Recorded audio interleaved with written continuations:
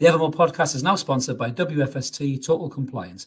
WFST provides fire safety requirements UK-wide to prepare you and your employees should the worst happen. Do what you do best and visit wfst.co.uk today. Enjoy the episode.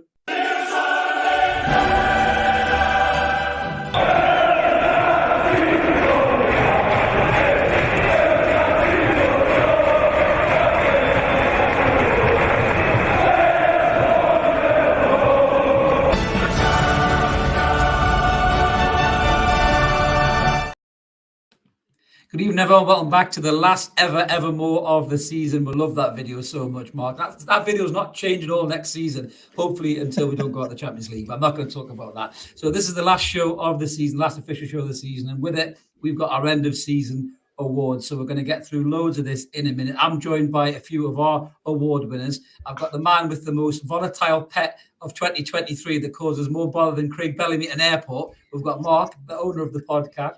We've also got the most travelled mag in the Evermore squad in Lee Forster, who sadly is swapping Isaac for IKEA this summer, but he's been trying to grin and bear. And we've also got the founder of the no dickhead policy, Mr. PK himself. That just deserves a 2023 medal anyway. How you doing, guys? You okay? Good, thank you. Brilliant. Brilliant. Cheers. We do have some notable mentions, though, as well, for some of the other pod members who have made this channel so enjoyable this year. And they win some prizes as well. So I have an award for the most WhatsApp messages sent in a single day. It goes to Carl for 2023 for 6,795 messages. Good to see you, Carl. I've also got the winner of Worst Lightning of the Year 2023 goes to the one and only Ash, who's already in the comments. I've seen you already, Ash. We've also got the winner of the most requests for a fight in the WhatsApp group of 2023 goes to Sima. Good to see you, Sima. And also the best Pep Guardiola lookalike of 2023. Nothing but Audi in that. And the smoothest velvet voice clearly goes to the Welsh Wizard Die. So massive love and respect to the guys who aren't on tonight. You are all winners in my book. So let's get stuck in. As we always say before, if you're new to the channel, please click subscribe. We'd love you to come and join us. We're on over 3,600 subscribers. We've had a phenomenal year as Evermore. There's loads of room for new subscribers. Smash that button. Come and join us. We are going to have content over the closed season. There's loads of transfers to talk about. There's even transfer talk as we speak right now going off, as we all know, about a young Spanish wonder kid, which hopefully we will cover with Mark's super duper stack computer that will be smoking this summer because it's going to have many players linked to the club. Yep. But we'll get stuck in. And we are live tonight, so everyone's joined us in the comments already. We can see that there's loads of you guys in the comments. We're going to get stuck right into all your comments and cover as much as we can in a minute. And we're going to get stuck right into the first category then, guys, the one and only player of the season. I'm not even waiting. I'm not waiting for this. I'm going straight in. Player of the season. PK, I'm coming to you first, mate. Who is your player of the season? On the spot. Kick us off, PK. Who you got? On the spot, unlike Lee, Dostoevsky, War and Peace Forster, who's done all his homework. I've done absolutely none. So I'm going straight from the heart, and I'm going to say Joe Linton's been our player of the season. Consistent, rarely has a poor game. He's a fucking beast in the middle of midfield, isn't he? Picks the ball up and just drives forward. He's got his fair share of goals. He's got 8 goals this season. And Mark, you'll know. Yeah, 8 goals, 2 assists. Yeah. I mean, fucking hell, who'd have thought that 18 months ago when he couldn't hit the fucking cow's ass with a banjo. So for me, 100% Joe Linton. I know Trippier got the club player of the season. I just think he was a bit shit after Christmas. He picked up at the back end of the season, but I think some of his deliveries were not amazing. So for me, 100% Joe Linton, and rewarded, if you want to give an award, Brazilian call-up for the Summer Games as well, which I think is brilliant for him. So Joe Linton, J7, best comeback since Frank Sinatra. We are now converted Joe Cyples. A shout out to my former first article when I started doing this kind of thing in the first place. So, which was for the guys of True Faith that we attended the talk into the night, which was brilliant. So massive shout out to the True Faith crew. Lee, coming to you, mate. I know you've made loads of notes. I love it when you get prepared like this, mate. Honestly, you make us all like a bunch of amateurs that we are. So who is your player of the season? Do you have statistics and stats and charts? No, for a fact, I'm going to take a couple of minutes to get to it. I am. In all seriousness, as I was saying to you lads just before we kicked off on the live, it's been a nice change, these awards, because you've got so many options. I mean, obviously, you've got Bruno, who's been Bruno, but I think injury caught up with him towards the second half of the season. You've got Callum Wilson, scored 18 goals. When was the last time a Newcastle striker did that? You've got Miggy first half of the season, started the season like a house on fire, but tailed off towards the end of it. And then you can't forget the impact Isaac had in the second half of the season. But I think it came down to one of three. Paul's already mentioned two of them.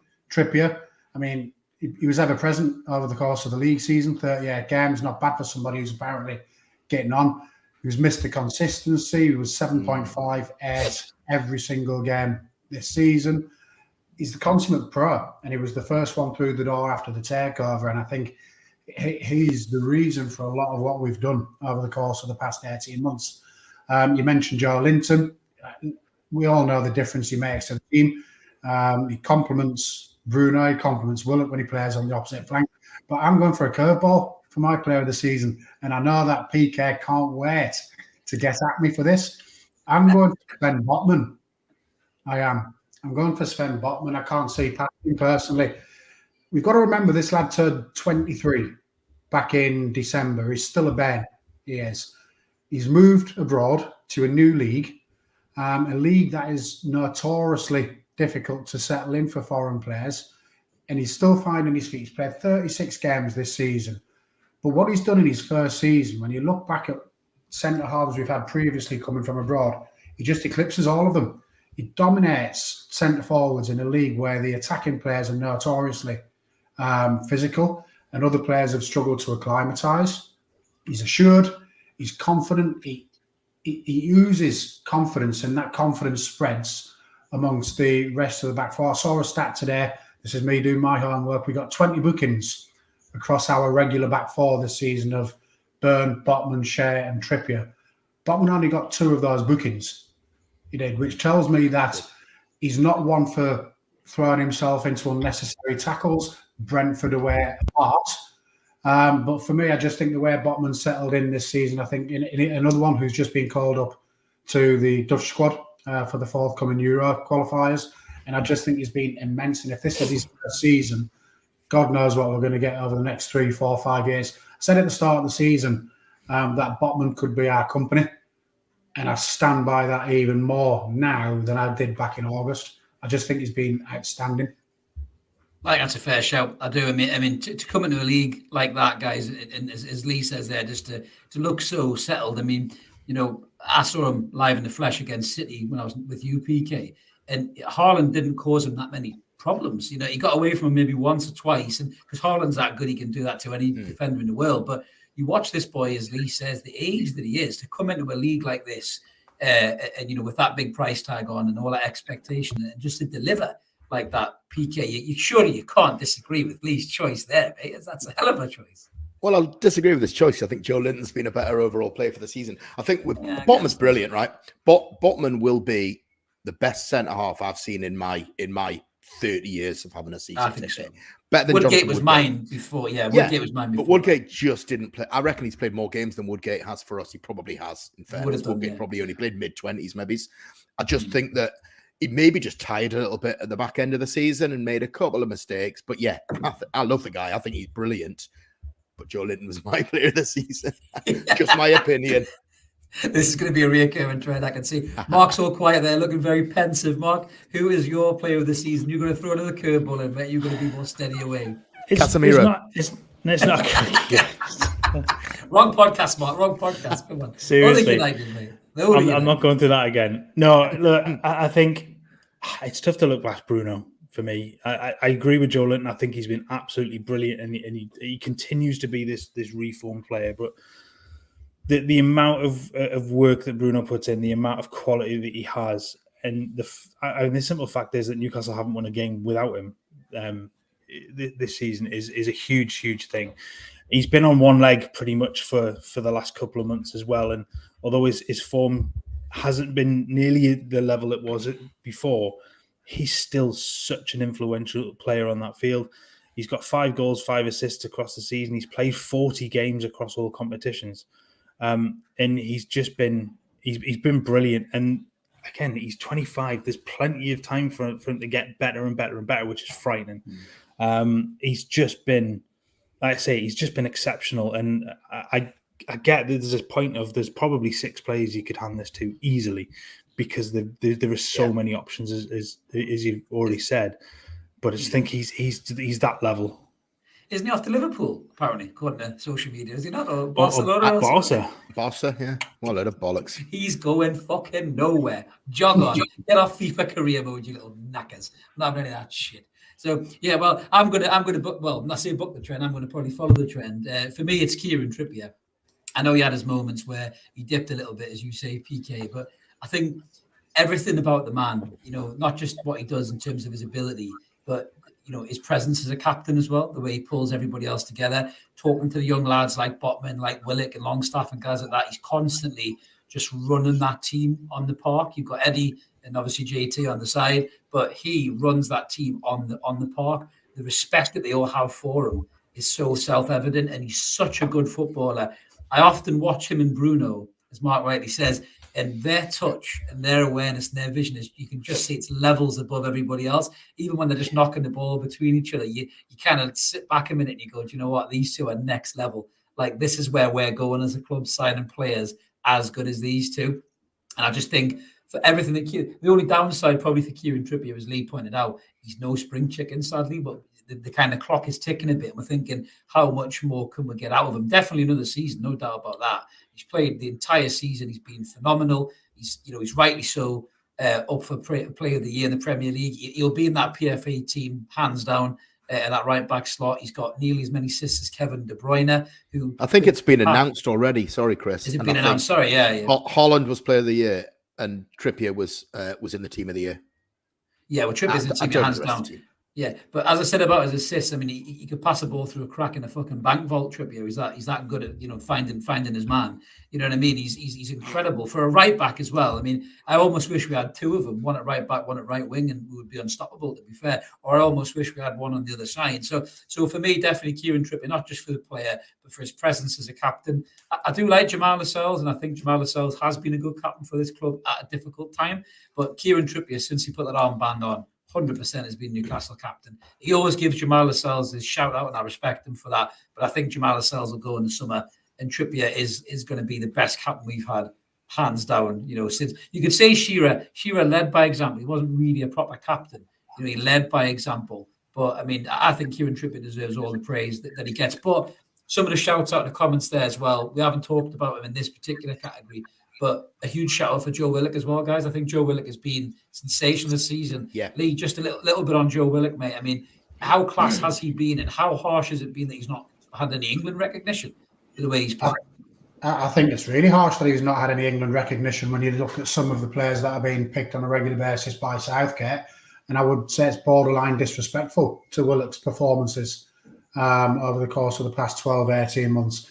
I think you'll have a lot of Arsenal fans, obviously, with Granit Xhaka leaving this season, who might be casting sort of envious eyes our way, thinking, what were we thinking letting him go for 25 million? Because his best years are yet to come.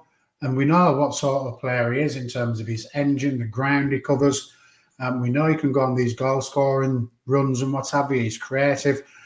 I just think if he can't get in the England squad ahead of the likes of, for example, Phillips, for example, or Conor Gallagher, Southgate needs to venture north of the Watford gap more often than he already does. I think he hates Newcastle because of his days as a smoggy. There's too much smoke up his nose. Any PK, too much smoke up his nose. That's what it's like. Absolutely. Mason Mount as well. I mean, he's picked regardless, and he's one of the most overrated players in the Premier League for me. If he came anywhere near Newcastle, I'd be really pissed off. I know we've been linked with him, but fuck that. We don't want people like that.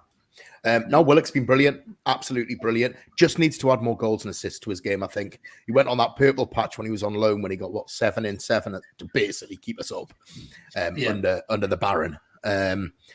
Hasn't got enough goals in the last two years, but for me, I love him. He's immense. That assist last season before last now, for Bruno's last minute winner against Leicester was just sensational. He's such an athlete and he's so good. But he didn't get any of our 4 votes, but an honourable mention. Yeah, I think sorry, Lee, go on.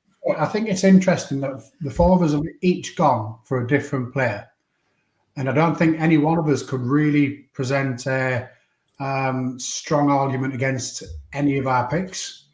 Correct, yeah. Which is, I mean, when you look at the season we've had, it's just testament to the season we've just had. It just shows how many strong players we've had across the season. And when was the last time we could say that we could have 4, 5, or 6 potential players of the season, and nobody could really present a strong argument against any of them? That's a great show. That's a great show. Go on, Mark. You just want to say a bit about Joe? We'll move on. Well, no, it wasn't Joel. It was one other one just to mention amongst everybody else that's been mentioned as an honourable is Nick Pope. Oh, mate, definitely. Nick Pope was a close second for me next to Trips. Yeah. Bar that one absolute nightmare of a moment against Liverpool, which we'll forgive him for. What was he doing in that game, by the way? I've just had the flashback in my brain. What the fuck was it's a nightmare one, but he's been just brilliant. You go back to the early game against Brighton, and he's absolutely sensational, and that's where you build from. You build from your defence, which has been brilliant. That back four. I mean, Newcastle have been so lucky in terms of injuries. Having a goalkeeper behind them that you can absolutely trust is something else, and he definitely deserves a mention. Absolutely. I totally agree with that. Just in terms, sorry, Chris, I know you're going to want to move on. Just in terms of injuries, I suppose it's funny when teams are doing really well how fewer injuries you get, isn't it? Yeah. When you're struggling and you're at the bottom, you know, people that have maybe got the odd niggle are like, I don't fancy it this week. I'm gonna sit this one out. When you fly and you don't get those injuries, they play through the pain barrier. I disagree with this narrative that we've had a really good season from an injuries point of view. We've had a really good season from an injuries point of view at the back. But when you think we've lost Bruno for a period of time, we lost Miggy for a period of time, we lost Willock for a period of time, we lost Wilson for a period of time, we lost Isaac for a period of time. We've had a strong season in terms of injuries at the back, but we've had quite a bad run, and Longstaff as well. We've had quite a bad run when you look at the midfield and up front. So I don't like this narrative that we've had a really good season from an injuries point of view. Yes, at the back, midfield and up front, absolutely not the case. Yeah, well, that is a good segue before you jump in, PK, and ruin my segue. I can just see you itching there. So moving on to the next section, as you mentioned, Sean of Longstaff, North Shield superstar. He might very well come into this next category, which is why the segue is there, PK. I see you smiling. You love the segue. Like it. So I'm going to start with you, PK, because you're frothing at the mouth and jumping. Me again. Who is your most improved player of this year? I think we'll agree on this. A lot of us will agree on this, I think. Yeah, I think we'll. I think. Can I give you 3? I know we're not supposed to. Oh, I'm going to give changing the goalposts all the time. I'm going to be. Sorry, mate. I'm going to Well, I'm looking at the time. We're only 18 minutes in. Plenty of time, son. Plenty of time. I'm going to give you in 3rd place, and this is a controversial one. I'm going to give you Miguel Almiron. He might have had a season of 2 halves. I mean, he was sensational, wasn't he? In the first half of the season, then he got injured just before or just on the restart of the World Cup and had 4 or 5 games out, and he came back and I think he scored once since then, perhaps. But some of the goals he scored have been absolutely sensational. That Fulham goal, how that didn't get into the top 3 on Match of the Day's goal of the season, I will never know. Ian Wright said it was goal of the season for him. So I think he's in 3rd place for me. I just think he's a little bit more intelligent. Maybe he was found out a little bit more the fact that he doesn't have a fucking right foot and he's all left. And it took clubs a little while. In 2nd place, I'm going for Jacob Murphy. I think Murphy has massively improved. I mean, we've slagged him off for years, let's be honest, on this show, and many others for not having a brain and just running around like fucking run around Sue. He's really improved, and he's a proper Eddie Howe player because he thinks now and he just does what he's told, and he does it well, and he scored some important goals. And then, but top player for me, and it's everybody here wrote him off last summer. Everybody said he had no future under Eddie Howe. Has to be Sean Longstaff. I can't see. How the hell's Lee coming? I cannot see. He's been IT training. He's been IT training league. I can see that smirk in his face. He's got a certificate that he's downloaded from Microsoft, I think. Now I can see it. Chat GDP. You're chucking it on whether the hell you call it. Sean Longstaff. Wow. I mean, him and Willock put the most miles in. We know that. But yeah, how much? I think to understand how important he's been for us, you got to understand how lost we looked without him in those 3 or 4 games pre the end of the season. And you'd have never said that, PK. You'd have never said that a year and a bit ago. Never. We all wrote him off. We all said there's no future for the lad. He might be a squad player. He just isn't good enough to step up. he's been sensational for us. The only thing that he's lacking is a few more goals, but maybe I'm just being a bit greedy with that. But for me, way ahead of everybody as Longstaff. Yeah, I don't disagree. Lee, what's your take on that? Would you do the same? Would you say Sean is the man for the most improved title? I'm going to flip PK's 1-2. Surprise. Sorry. It's all right. I'll let you.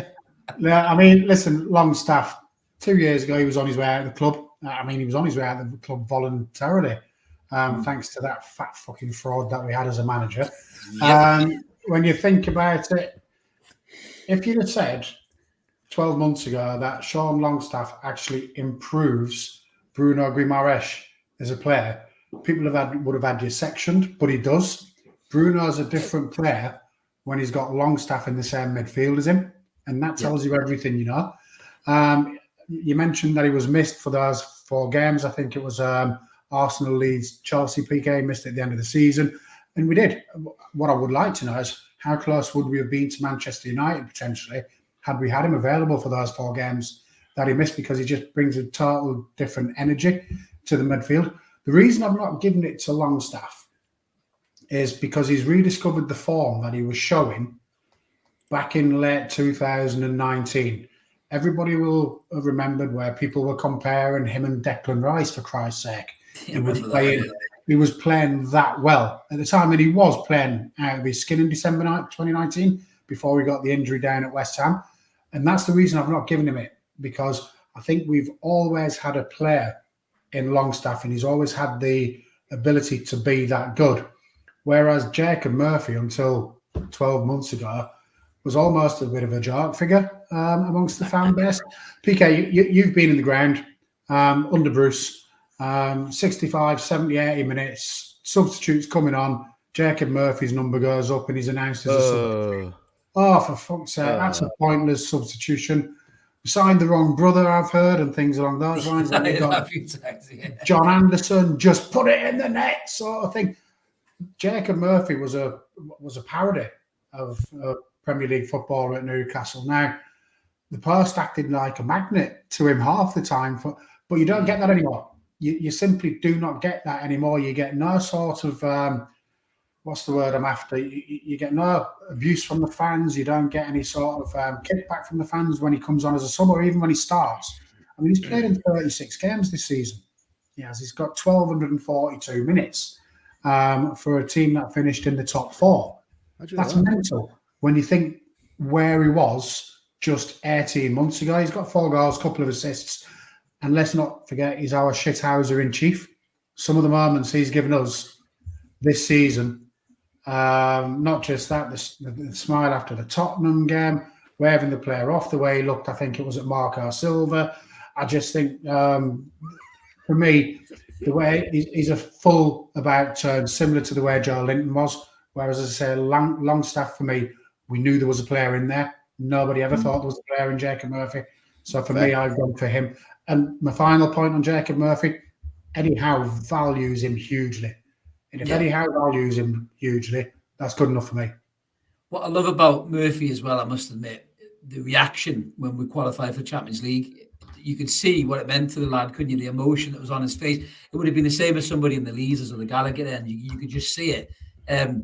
It meant so much to him, and not a lot of people outside Newcastle realised that he was raised up as a Newcastle fan. His mum lived in Berkeley, I think, didn't you, when he was younger? Like yeah, so he knows a lot about the regional way, he knows a lot about the club, and he obviously loves being at the club. So he might not be from Blythe like Dan Byrne or Shields like Longstaff, but Newcastle is in the boy's heart, and you can see that. And it's really, I think that's probably part of the reason this team is so special as well, because they just get it. The manager gets it. They all get it. They all understand what it means to all of us. Whether it be people who drive hundreds of miles like you do, Lee. For every home game, or it's somebody who is moved over to America who comes home for games, and they know what it means to that fan in that moment, in that instant. What this successful club means to those people, and Murphy gets it, and I love that about him. But he's not my choice, mind you, but I do love that about him. So I'd be gutted if they sold him this summer. I don't think they will, but I'd be absolutely gutted. Because I think they won't sell him. I don't think. I think he deserves an opportunity to play in the Champions League, because it'll just mean so much to the lad. I just want to see him blowing kisses at Griezmann or something like that in the Champions League, which would be quite funny, to be fair. It's like a cyber surprise. Mark, who's your most improved player? Are you going to be on the same page as me, mate? Or are we going to bicker? I think, look, in the same sort of vein as the other two, in my top three, an odd one I would have in the top three, I would go with Willock as one of those three in terms of the improvement as an overall player. We've seen what he did when he first signed on loan and the goal scoring exploits he had, but as an overall footballer, he's just become much better. He's much more switched on. He contributes overall to the team much more, both in a defensive sense and an attacking sense. I just think he's another one that's on that rise from being a very good player. He's just going to get better and better.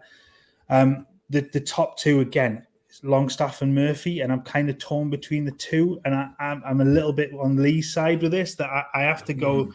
Look, I said before that Sean Longstaff was a player, and look, the Baron of Bacon just ruined him completely, as he was done with many players across the leagues. He's been great and an unbelievable season for him. He's put his heart and soul into it, and it's telling how much he's missed when he's not been on the field. But I think the arc for Murphy has just been unreal. And you're right. I mean, you've got to remember, I remember one of your texts early on in the season when he came on as a substitute, Chris, and you said, "Oh, for fuck's sake." To now he comes on and you go... I say that for a lot of texts, mate. You'll have to narrow that one down. You do, but that was the general feeling. And you're right, when you see him come on in the ground and there's almost that general groan of, oh, God, is that the best we can do? To now it's, Christ, he's going to do something. He can change something. He gives us something a little bit different. And the fact that there were so many calls for him to be picked ahead of Almiron more consistently towards the end of the season is very telling as to where he now sits in that pecking order of the squad and what he contributes. And he's just been brilliant. And that grin, that smile will just... That sheer stunned look on his face after the goal against Spurs is one of those things that burned into your memory. It's just phenomenal. It is. I mean, he's such a likable character, I think, as well, Murphy. And I think that resonates a lot with fans. People don't realise that a great deal. You look back at likes of Gaza. Gaza was an unbelievable player, right? But it's the fact that people liked him and could resonate with him as well that made Gaza such a likable player for even neutral fans to watch. I think a lot of neutral fans will feel that way about Jacob Murphy, but he does have room to get Southampton better. Fans. Well, not Southampton fans, but he does have time to get better and better, because we've seen him progress so much, and that's just testament to Eddie Howe's coaching ability. But as Lee said there, we could have picked another 3 or 4 players. I mean, I'm going to give you my 3, but honourable mentions there. Like, how well's Dan Burn become as in that left back position from a gangly? Hang on a minute. No. You were slagging the fucker in February. No, I was saying, but I still stand by he's not a left back, and I think it'll be a weak point in Champions League. But look how well he's done in that position is what I'm saying, how well he's improved. I mean, even Emil Kraft before he got injured, look how well he improved, in terms of a backup right back. So, Eddie improved so many players, but the top 3 definitely, Miggy Almiron, because he's actually taught Miggy how to shoot. Bear in mind, it's only with 1 foot, but he still taught him how to shoot and how to score goals. Murphy definitely goes in as my number 2. But I've got to give it to Sean Longstaff. No Shields represent. I've got to give it to Sean Longstaff for the main reason of this kid was completely broken, not just professionally, but personally as well, by the previous regime and the previous manager. The strength of character this lad has shown to come from down there to be an integral part of a Champions League qualifying Premier League side is nothing short of miraculous. It really is. He should be proud of himself. His family should be proud of him. We're all proud of him as fans. He's been utterly phenomenal. The 2 goals against Southampton, I was lucky enough to be there, thanks to UPK for slipping us a ticket, I think. I was so lucky to be there and watch this Geordie hero blast us into the final effectively, wasn't it? You know what I mean? And and it's moments like that you look at this lad, you think all the shit that he's been through to rise above it and be the player that he is now. And I honestly think, as Lee says and as Mark says, these lads deserve a chance at Champions League football to make them even better players than they're already becoming. They're of a great age to move on and progress. They play against better players. They'll go in the change room and they'll go, "Oh, he had the better of me there or there." I'll remember that for the second leg. and there'll be better players for it. And it's such an exciting time to have players like that in the team. If we sign a couple of other players who are, I would say, better quality than Sean, he might not get as many games, but I think he is going to be an integral part of this squad moving forward for the next couple of seasons, no doubt about that. Sorry, PK, you want to jump in there? Yeah, I sort of agree with you on that. And Eddie said it, didn't he, after the Chelsea game? He said they've deserved their opportunity at the next level. However, there's no, what's the word I'm looking for? We need 4 or 5, or 3 or 4, maybe 5 first team players to come in and take those guys' places. And you can't be emotional about it. No, you can't be. You've got to say, I'm not being funny. If we signed, I don't know, fucking Lionel Messi, who played up front for us next season, you would just say, sorry, Callum Wilson, you sit on the bench for a bit. It ain't going to happen. But just as an example, there's the young lad. There's the boy, the main man. You coming on, Zach? Coming on. He's the upgrade on you, Lee. He's your replacement for next season. He's the one we're bringing in. There he is. There you go. Yeah, I mean, there you go. So you replace Lee Forster with the lad. With the Zach Forster, exactly. No emotion, but you've got to have that. Ash has got it. No room for sentimentality in football. Yeah, if you want to improve and you want to get better, yes, these guys might be squad players. Yeah, Almirons, perhaps even Murphy's. Say Maximum's another conversation for another day. We know that. But there is no room to be sentimental. You move on by getting better footballers through the door and say thank you very much. Simple as that. Yeah, absolutely. I don't disagree with that. But I think all of those players fully deserve, the endorsement and every ounce of praise we're giving them. Loads of the other channels would be exactly the same as well. Because we're so proud of what the squad has done. And all the salt and the shit houses from everybody else. Sorry, Ash's comments just caught me there, which makes me laugh. But ASM runs on a treadmill with a Newcastle top on. Ash, you're right. So he deserves all the plaudits and all the awards. So actually, one of my friends said to me today, what is my problem with ASM? I haven't got a problem with ASM. I just don't like this weird cult-like status that he has amongst some of the fan bases. ASM has had moments this season where he's contributed massively to Newcastle, and we're not going to underestimate that. And when he's on it, there's no other player like him, as Mark always says, right? But as you said, PK, we're going in a direction now where we need more consistency from these players, and then that says another one there.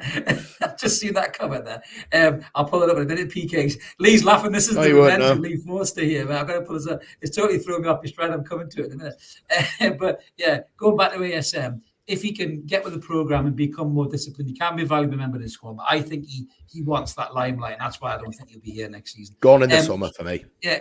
Kevin said he can't help but think Paul reminds me a little bit of one of those guys, Shabal Venus and Pet, and the same one on Benidorm. I think Carl said Tim Healy. Okay, now that's Geordie royalty, that though, PK. That's Geordie royalty, mate. Do I take that as a compliment or an insult? I'm not quite sure. Oh, I'd take it as a compliment, mate. Thanks very much, Kevin. I'd have said more Phil Collins myself, mate, but never mind. We'll move on from that. I'm not getting involved. Don't worry, mate. Your nickname was long gone. That's never coming out again, mate. Never coming back. We're going to move on to goal of the season. Let's go for goal of the season. We've had some absolute fucking belter goals this season as Newcastle United. Such enjoyable football to watch. Goals that have just made us absolutely gasp for air. Mark, I'm going to come to you first and put you on a spot on this one. Who is your Newcastle United goal of the season? Easy, Miggy Fulham. It was just sensational. What the technique on the volley, the little dink ball over the top was just, that's it. As easy as that. That is mine. You get an honourable mention for a few others. Miggy against Leicester. I would Murphy against Spurs. I'd go to say that the 2 Longstaff scored in the semi-final would be up there just for exactly for what they meant. Dan Burns against Leicester for exactly the same reason. But yeah, for me, it just purely on the style of it, the technique of it, everything else, Miggy. That was just brilliant. Yeah, Mr. Forster, who's your goal? Talking about honourable mentions, you've got Shaw against Forest, you've got Trippier's free kick against Man City, That's a great Willock against Chelsea. Person I feel sorry for is Miggy. Miggy's not got it from me, but that's not why I feel sorry for him. He's had his own goal of the season competition. You look at some of the goals. You look at some of the goals he's scored. I mean, Fulham away, obviously, Mark, you've just mentioned it. Leicester at home. Everton at home, Villa at home, where he's Villa just at home, sort of team sort of thing. He's had his own goal of the season contest. Sorry, the Leicester game I meant was away when it was a team move, Bruno spread. Yeah. Boxing Day, wasn't it? Boxing Day, I think, wasn't it? Yeah, Boxing Day. Yeah. That was We're 3-0 up after 9 minutes. Yeah, it was a brilliant goal. But none of those even get in my top three, which is weird. Maxi at Wolves away. I thought Maxi away to Wolves. You talked about technique. So you've got Hwang, who's launched it a good 40 yards up in the air, 90th minute, losing 1-0. And Maxi's just come onto it and he struck it as clean as a whistle. The ball's not deviated as it's gone past the Wolves keeper's left-hand side and just nestled in the back of the net. So Max is up there. Isaac against Tottenham, I want to mention, not because of Isaac's goal itself, but simply because of Joe Willock's ball. Oh, what a ball that was, mate. Yeah. What a ball that was. If anybody can show me a better one-touch assist in the last 50 years, going back to Terry Hibbett at Hillsborough, they're better fans than I am. I've never seen an assist like that in my match-going days. But even then, they're still not my number one. My goal of the season goes to, believe it or not, a 1-yard tap-in. Oh, fuck off. From Jacob Murphy. Yeah, you can tell me. Bastard. Has he took yours, PK? Yeah. Listen, there's loads of goals you can choose from. There's loads of goals. That is a goal, that prime Maradona, or that's an assist, sorry, that prime Maradona or Messi, would be absolutely over the moon to have on their CV. You just mentioned literally a breathtaking assist. He's literally beaten 7 Everton players. It was only 5, but he's beaten at least 2 of them twice. He's turned back on himself. He's shown them the ball again, and he's embarrassed them again. On top of that, he's done it in such a tight, confined area, whilst the ball's never more than 6 inches from his feet. I don't think we'll see an assist like that in the next 20, 30 years at Newcastle, whatever's on the horizon over the course of the next 20, 30 years. I just think it's one of those where you look back and you think, either I was there or remember exactly what I was doing. I think Jacob Murphy owes Isaac drinks for the rest of his life for that goal. But no, for me, undoubtedly the goal of the season for me was Jacob Murphy's 1-yard tap-in. Yeah. I think I'm sure I heard that James Tarkowski still wakes up screaming Isaac in the middle of the night, drenched in sweat. He's still spinning round. He's still somewhere. He's still just looking around trying to mark him, isn't he? To be fair, but PK, that was your goal. You can still pick the same goal, mate. It's not a one thing. So I'll give you my 3. Yeah, third place definitely ASM. We were shit that day at Wolves. And it was a 90, literally, and that's what 90th minute equaliser. He is capable of that, isn't he? You know, but I mean, it was a sensational technique. Kept his eye on the ball as it came down, and bang, in it goes. Thank you very much. Second place was for me that Isaac goal against Tottenham, which just for Willock's assist. It's fucking unbelievable that. I'm going to give that on a par with Mickey at Fulham because that Bruno ball to him and just the volley was just sensational. Yeah. But yeah, first place. I'm sorry, Lee, I'm with you on this one. That assist, non-assist, because it wasn't even given as an assist because it was deflected off a defender. That run was just sensational. I was in a pub in Ireland with in Dublin with my pal Chris. He's a Man City fan. Both of us just watched that and it's like, fucking hell. We just fell off our seats. It was that good. You're right, Lee. The talent for what he did. Honestly, the ball was stuck to his foot in an area that was tighter than a gnat's arse in a sandstorm. And he still managed to beat 19 players on the way to, flicking the ball through. Okay, it took a flick off whoever it might have been, right? But Jesus Christ, that was just sensational. It has to be goal of the season. I just need to get this for posterity, right? So Newcastle scored 68 goals in the Premier League, and you have replicated my top 3. Can we get that clipped and sent to me, please? Can we? Great minds. Yeah. Mark's the clip, man. Mark's on the case. Well, I'm going to give you mine. I mean, not too dissimilar, obviously, but we're all talking about similar kind of goals. If I'm going to top 3 it, Alexander Isak is in my top 3. but you might be surprised at the goal, and I'll tell you why in a minute. So my top three is Miggy. Miggy with that volley was just absolutely sensational against Fulham.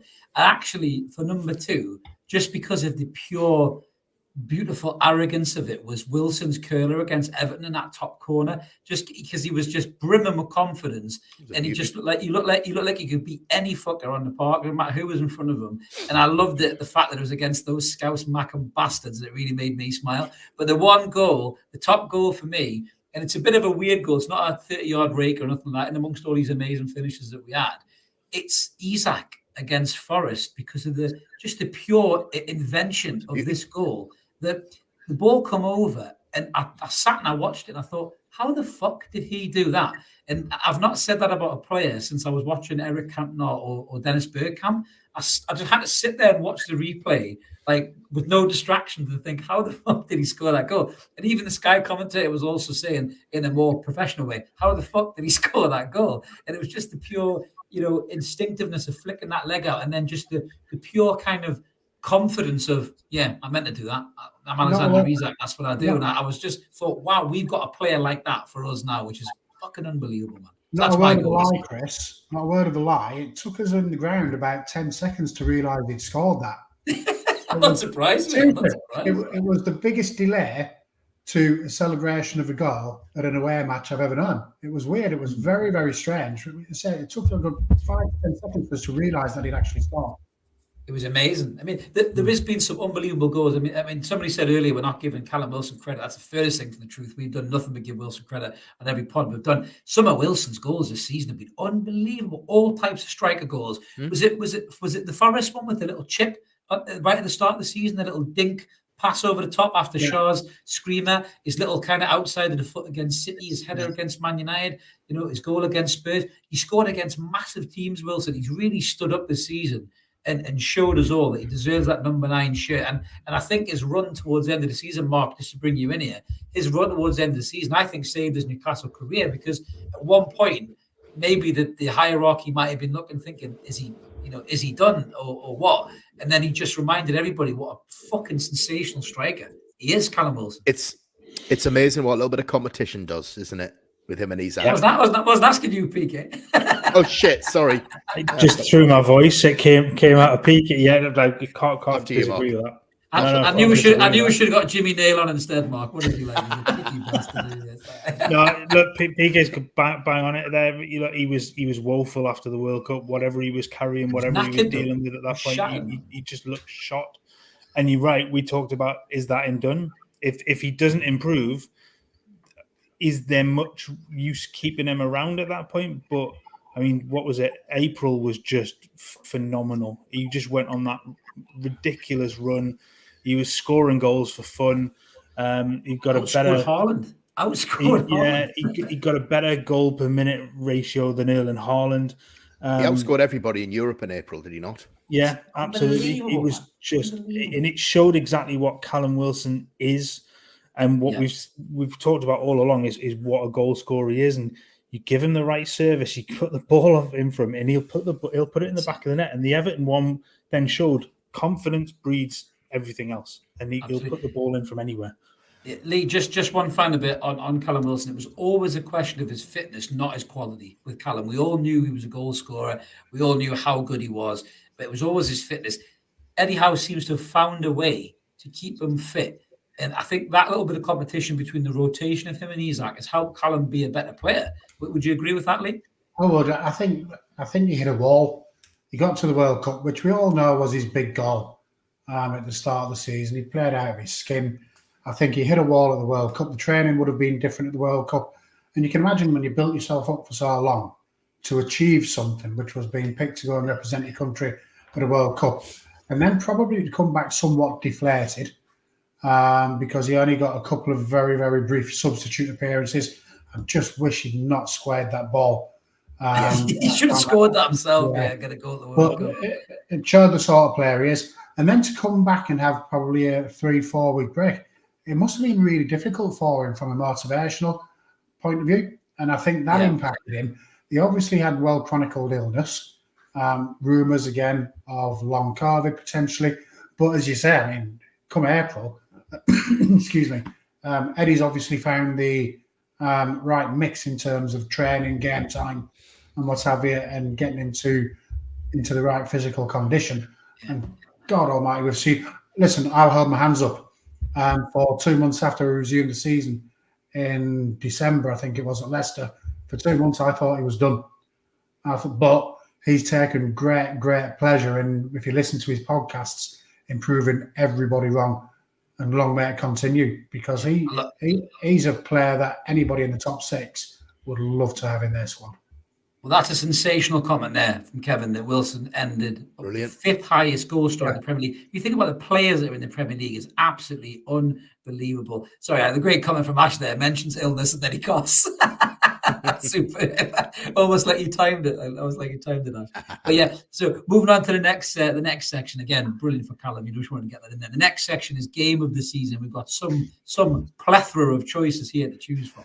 I can use big words too, Lee. Plethora of choices from games of the season. I'm going to start with Mark. I'll come back to you. I'll start with you. Game of the season, mate. Give me your game of the season. Pick one out of this list of amazing performances by Newcastle United, mate.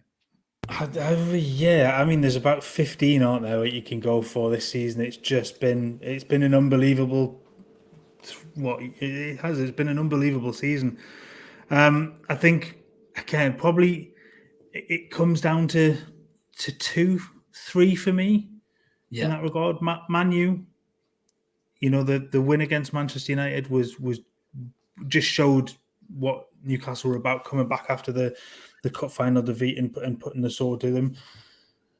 The Spurs game and the Brighton game, because I think a lot of people had written Newcastle off in that top 4 chase, with Brighton coming in and their European battle, and I think just putting them away, in the way that they did, was brilliant.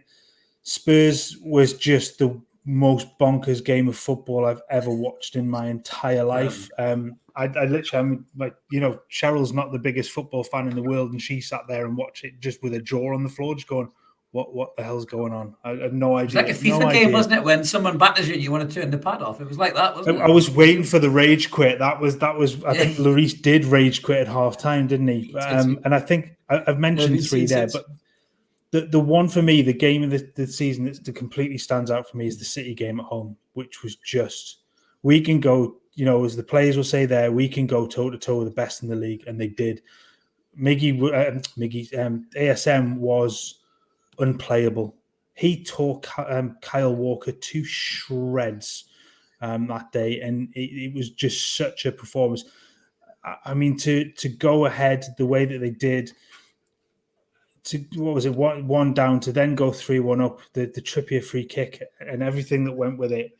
It was such a good performance, and the atmosphere in the ground that day was sensational as well, from what I remember from watching it on TV. But yeah, that's the one that goes, those lads can stick it with the best, and when you consider the performances or the results that have gone against those guys previously, that's the one that went, right, they're here now, we're competing. Yeah. PK, if only we had a number 4 that day, we might have won that game, mate. I remember sitting there saying that to you in the crowd when we were lucky enough to be there, mate. What was your game of the season, PK? Really hard one. Massive honourable mention for that City game, because it was it was the 3rd game of the season, and we were like, right, okay, let's see what we're made of, and we went toe to toe with them. And my mate Chris, who's a City fan, was sat next to me at that game, and he said, "Wow, you guys are bloody good." If it had gone on another 5 or 10 minutes, we probably would have got beat, by the way, because they were coming back as a rate of knots. Honourable mention, I think Kevin actually said it. 2-1 win at Spurs fairly early in the season was a bit of a statement for sure. For feeling, it's Man United for sure. I think coming off the back revenge. of revenge, yeah. And I just thought we blew them away. We absolutely blew them away that day. If that had been 4 or 5-0, like in 96, then nobody would have complained. We fucking hammered them. But for me, the most enjoyable game was the Spurs 6-1, to be 5-0 up on 21 minutes, and we're all just looking, obviously I sit in the leaders, we're all just looking at each other laughing. I've never sat and laughed at goals going in before. It's like, this is just unbelievable. We're 3-0 up after 8 minutes, 4-0 up after about 11 or whatever the hell it was. It was just ridiculous. And, when Harry Kane scored and someone behind said, fucking hell, I think we need another one here. We just went down the other end and scored again, didn't we? Did it. But for me, that is probably the most memorable win this season. So that goes as probably the best win, even though Spurs are Spursy and a bit temperamental, let's just call them, right? The Man United game for the You're allowed to say feeling of shite, PK. just smashing them, fucking them. You can't say shite, yeah, you can't say shite. Mate. Sorry. Yeah, shite. The Man United game for the feeling, but I think the best win was definitely that Tottenham game 6-1 because we just blew them away. Yeah, absolutely. Lee, what was your game, mate? Yeah, you're going to be bored by the end of this, then I would have thought, because I'm not going anywhere any different. But you talked about honourable mentions. I'm going to mention the League Cup final. Yet, despite the result, that's a day that a lot of us will remember for a long, long time. Being there, just being there, Lee. Yeah. There was Villa at home, Southampton away, West Ham away, Everton away, Fulham away, Brighton at home. But my top three were Man City, which was the day we announced ourselves as a force to be reckoned with. Two top quality teams going head to head, pulling our punches, and we showed the country that Newcastle are a team that's here to stay. I think towards the end of last season, people thought, are they going to be the same force in the new 22-23 season? And I think we showed that day that we were. You talked about Man United, Paul. That was my second choice potentially as well, because for me it was the complete performance. I think it was the best performance this season. You talked about if we'd won 4 or 5-0, it wouldn't have been a shock. We had 22 shots that day. Man United had 6. We made Man United look like relegation fodder in that game. We just literally played with them, and it was so good to see after what had happened on February the 26th. Listen, nothing would make up for losing the cup final, but beating Man United always fucking makes me smile. It does. It will always give me a warm laugh. But listen, there's only one game of the season that anybody surely is going to go for, and that's Tottenham at home. I was fortunate enough to be at Newcastle against Leicester in May '93 when we'd won the First Division to get promoted to the Premier League, and it was 6-0 at half-time that day. And even that didn't feel like the Tottenham game. And the reason for that was that Leicester game, we'd already won the league. There was nothing on the line as such. We went into that game against Tottenham, and if Tottenham had won, they would have drawn level on points with us. At that time, Tottenham were a huge, huge threat to us securing the Champions League. And to literally take them apart in the way we did, you talked about forced quit. Half of their team forced quit after 22 minutes. I think they did, Mark. I'll never forget that look of Romero, who literally looked after 22 minutes like he just wanted to burst into tears on the pitch. This is an Argentinian World Cup winning player. Hard as nails, takes no prisoners. He looks like he wanted to cry. It was glorious, it was. It's a once-in-a-lifetime moment for me in such an important game. I don't think we'll ever experience a game that was as important as it was at the time. Tottenham was shit after the event, but Tottenham was shit after the event because we finished them. We literally destroyed them from a mentality perspective. There was no coming back for Tottenham this season after that day. But at the time, that was a huge, huge game. As I say, and for me, you talked about the celebrations, PK. It is something I will never, ever forget. After that 5th goal went in, I remember looking around and it was people just looking confused. It wasn't. They were laughing. They were looking at each other. I remember just sort of looking at the lad and just going, what the fuck is going on? Because it was just something we didn't see coming. Jacob Murphy, for Christ's sake, scored 2 of them. What does that tell you about it? Imagine that in the bookies. There it is. Could you imagine that in the bookies? If you went and said Newcastle are going to beat Spurs 6-1 and Jacob Murphy's going to get 2, they would have been laughing harder than people in the crowd, I think, maybe, if you'd said that, Lee. Put it this way, in 25 years' time, I will not still be looking back on this season and remembering the Man U game as good as it was at the time. In 25 years' time, I will still look back at that Tottenham game and say, I was in St James's when we were 5-0 up after 21 minutes in a 4th place playoff in the Premier League. You'll be 75, man. You'll be 75 in 25 years' time. You're not going to remember that. Yeah. The only thing you'll be looking back on is your colostomy bag, Lee. That's the only thing you'll be looking back on that, mate. How could it not be game of the season? in anybody's book. It's going. Just before I give you mine, Lee, a little bit of fashion advice there. So George is saying, is that an Eagle comic top? Dan, pilot of the future. Yeah. Great spot, George. Great spot. Well, I mean, I'm going to be, revert to type as well. I think, to be honest, it's the same 3 games, but honourable mentions. I've got to throw it in there. I love the Everton game because of the nature of it all the media bump before it. Their flares, the bus coming in, Dyche talking tough. All the fans. I mean, you spent more time in the Twitter spaces than I think any Everton fan, Lee, to be honest with you. Used to get a bit of a kick off that, didn't you? But the nature of that game, and then them saying they're going to smash us, they're going to do this and that, and just for the lads to perform like they did, and Isak just to take the piss like he did was just that was a great game. The West Ham game, I loved it because you mentioned Wilson's podcast, Lee. I'm a huge fan of it. The banter between him and Antonio after that was just absolutely superb with the Macarena and all that stuff going on. But yeah, the 3 games on a serious note for us, you've got to say the City game is the same as what you guys have all said. That was the game. I was lucky enough to be there with you, PK. That was the game where you just felt we belong in this company. This is one of the best teams on the planet. We're not just hanging with them, we're taking it to them. And you could see they were generally concerned about what they were facing. Guardiola on the sideline was thinking, what in the hell is going on here? And you're right, when Maxi turns up like that, like he did against Walker, and Walker's one of the best fullbacks in the league. He's got pace, great positional sense. He didn't have a clue what to do with St. Maximin that day. He was tearing him inside now. Wilson looked electric. Trippier, the leader, the free kick, everything. As I said, the only reason we didn't win that game is because we didn't have that number 6 or number 4 in old money for you, PK, that could sit and come in and stop De Bruyne finding those passes. But just to be hanging with those guys like that was incredible. It's like a boxing match, being able to go toe to toe with Muhammad Ali or something. It was unbelievable. I couldn't believe we were doing it.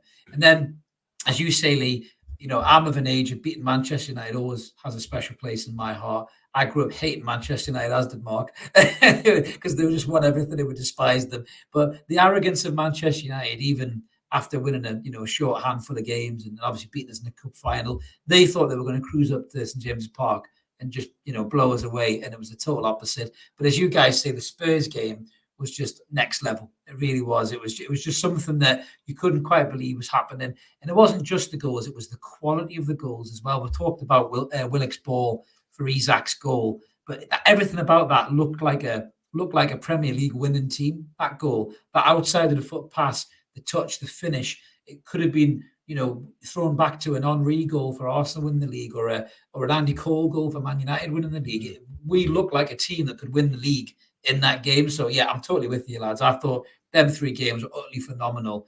But so many great memories this season from Eddie and the lads, and not that they'll ever watch this, but a massive thanks to us for and everyone from a Newcastle perspective for giving us those moments. These lads down here go to every home game they can and some away games, and they've had some unbelievable moments. I've been lucky to go to a few games myself this season. Mark and I normally watch most of them on the TV, but the way the lads have played, I've been proud to be a Newcastle fan this season, guys, and I'm pretty sure you're all the same as well. So we'll just finish up with one last category, maybe 2 last categories. I'm going to go legend of the season. No point in even talking about it. Eddie Howe. Eddie Howe, legend of the season. He's been stiffened for manager of the year, lads. Just a quick comment about this, and we'll finish with one last category. Eddie Howe, manager of the season for you, Mark? Yeah, I think there was other honourable mentions in that, but Pep's won what he should win. Really, what in terms of the job that's been done by Eddie Howe, another manager, Eddie Howe, I think thoroughly deserved to be manager of the year season. So, but legend of the season, I've got to give it to Tyndall. No, he's he's the next one. You're pissing on a chips, man. Because shut up. I'm going to mute your mic. Shut up. You're going to mute your mic. PK, Eddie Howe, manager of the season for you, yes or no? Eddie Howe, manager of the season, 100%. He was never going to get it with Pep, winning the league as per fucking usual. But Eddie Howe, manager of the season, he improves footballers. He doesn't just buy for the sake of buying. There you go. Thank you very much. Good night. Yeah, thank you very much. Good night. Much love, as Terry Tibbs would say. Go on, you, Lee. Who is your manager of the season? Eddie Howe? It's got to be Eddie Howe. 100% Howe. 100%. The only thing that gives me any comfort about the fact that he didn't win it is I genuinely don't think Howe will be losing any sleep whatsoever about it. I think if Howe had won it, all he would have done is deflected all of the praise onto his backroom team. It wouldn't have been Eddie Howe manager of the season. Eddie Howe would have just basically said, "Here, it's yours. You've earned it." I'm just so pleased that on Saturday he finally sort of gave in and celebrated in front of the fans. It was Clippity Clock does it every fucking week, the big teeth twat. He does. Eddie Howe waited until the last game of the season when he knew he'd done his job. He could take the plaudits and just say, "Do you know what? I've earned this." And it lasted probably 10 seconds, but that 10 seconds probably meant more to him, and it meant more to, I know, a lot of the fans than a lot of the, what we've seen previous this season, because I just thought it was a fantastic moment. So nailed on, 100%. Speaking of playing Beethoven's Ninth, George, you could certainly play them on fucking Klopp's chompers with them piano keys he's got, mate. No doubt about that. You could play chopsticks on them bad boys. But Eddie Howe for me, man of the season. If you don't know that, go and check my rant video earlier on. 100% Eddie Howe man of the season. So now, Mark, you can stop pissing on my chips. Who's your unsung hero of the season, mate? My unsung hero, I've got to go for the photographer and NUFC social media admin for the pictures that piss every other fan base across the league. Is that Grant Pringle or is that Serena, or is it both of them, Lee? Serena's the photographer. Grant is social media. So it's just what it is every week without fail is just a list of pissed off fans from other clubs that just don't get it. And it's so funny to watch. Did you see the state of the training ground tour when the pictures are on the wall and it was winding the Everton fans? Oh my God, they've got a picture of beating us. It's like we had a picture of beating everybody on there. If you have a look, mate, it was all the way down the corridor. We were getting right pissed off. So great shout. You're not special. You're not special. We beat everyone. Yeah, exactly. Yeah, we've got a whole corridor of pictures of pissing people off. PK, unsung hero of the year for you, mate? Fuck, I hadn't really thought about this one, but I'm going to go with Graham Jones. He never gets a mention. Great show. Poor lad. I mean, obviously, Mad Dog Tyndall, he's got his own fucking Twitter page now. And even Eddie calls him Mad Dog, which is brilliant. And kudos to Alex and Charlotte from our friends at True Faith for that. But Graham Jones, I think his work probably just goes massively understated. I think he was brilliant when he came in under the fucking fat cunt we talked about. The Baron. It's been a long day. But I think Graham Jones, for sure. I think the guy's clearly a talented coach. He was at England, wasn't he? So, but never gets any kudos. I'm sure he doesn't give a shit, but there you go. Unsung hero, Graham Jones. Absolutely. Lee, unsung hero for you? There's only one, and it's not Tyndall, it's Jamal Lascelles. I think Trips is your on-field captain, but whenever you talk to Trips, he'll always defer back to the fact that Lascelles, Jamal as he calls him, is the club captain. With his name in that. This season he's played 7 games. He's played 213 minutes this season as club captain. He's never once moaned. He's never once winced. He's not causing any aggro in the background, and I think that's just demonstrate how strong the squad is in terms of togetherness. No public mourning, no unrest or anything like that, just 100% commitment to the cause. And the fact is, he got 2 shithouse yellow cards for trying to stop people taking throw-ins, one at Arsenal and one at St James's. I think as a, captain, club captain, I think he's been outstanding. And I think he'll be aware this summer. And I hope he'll be a good captain for somebody else, Lee. He'll serve somebody very well. So for me, Lascelles. But Lascelles must have the highest yellow card to minutes played or games played ratio in football. He has 4 yellow cards and 2.4 90s played. I mean, that deserves a round of applause on its own. Well, two of them, he never got on the pitch. Exactly. That is going to be a pub quiz question, no doubt. And when Lee's 75 in 25 years' time and he's struggling to drink his beer through a straw, that might be a pub quiz question, Lee, in the social club you're in, mate. But I'm going to let the dog out because no one's let the dog out. I'm going Mad Dog. I'm going Jason Tyndall, as you mentioned, an honourable mention. Paul, that massive shout out to the True Faith guys for coining that phrase, and Eddie's using it now, which is amazing. But Mad Dog Tyndall is just brilliant. His antics on the sideline, he's just he has a knack just to piss other managers off, and those managers deserve it. The Artetas and the Klopps that act up and to try and cause all that bother and to try and get the fourth official riled up. And you got Mad Dog just off camera, just winding him up. Mrs. K, winding him up and just causing no ends of grief. And he loves it. He plays it well. To be fair as well, that's a great shout by Inspector Hector. War flags. How could we forget them? That's a huge shout for unsung heroes. I mean, we praise war flags to the hilt. We've had Thomas on the show before. Great shout, Inspector Hector.